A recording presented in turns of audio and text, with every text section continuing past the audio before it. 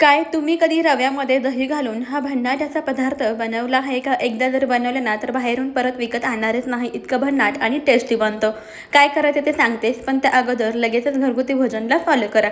सर्वप्रथम इथे आपल्याला एक मिक्सिंग बाउल घ्यायचा आहे. यामध्ये आपल्याला 1 वाटी रवा घ्यायचा आहे. जाड किंवा बारीक कोणताही रवा वापरू शकता.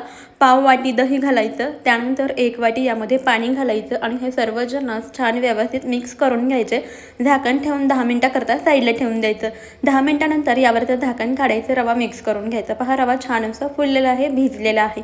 आता यामध्ये चवीनुसार मीठ घालूया, मिक्स करून घेऊ.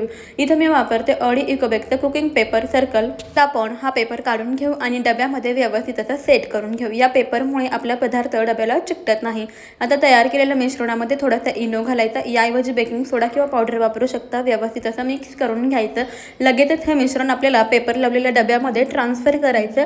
कुकरमध्ये पाणी गरम करायला ठेवायचं, त्यामध्ये कॅन ठेवायचं. हा डबा ठेवून वरून थोडंसं लाल तिखट भुरभुरायचं. झाकण लावून 15 मिनिटं याला व्यवस्थित असं शिजवून घ्यायचं. पहा, मस्त असा ढोकळा आपला शिजलेला आहे. आता लगेच एका प्लेटमध्ये आपण काढून घेऊया. पहा, पेपर लावल्यामुळे मिश्रण थोडंसुद्धा डब्याला चिकटलेलं नाही आणि ढोकळा सहजच डब्यामधून निघालेला आहे. आता आपण हा ढोकळा कट करून घेऊया. अगदी मस्त मऊ लुसलुशीत आणि स्पॉन्ज असा आपला हा रवा ढोकळा तयार झालेला आहे. बघा किती मस्त जाळीदार ढोकळा झालेला आहे. आता लगेच आपल्याला तडका पॅनमध्ये कडकडीत तेल गरम करून घ्यायचं. यामध्ये मोहरी, कढीपत्ता, बारीक चिरलेल्या हिरव्या मिरच्या घालायच्या. हा तडका आपल्याला ढोकळ्यावरती घालायचा आहे. वरून बारीक चिरलेली कोथिंबीर घालूया. मस्त असा आपला जाळीदार मऊ लुसलुशीत स्पॉन्जी रवा ढोकळा तयार झालेला आहे. तुम्ही सुद्धा एकदा नक्की ट्राय करून पहा.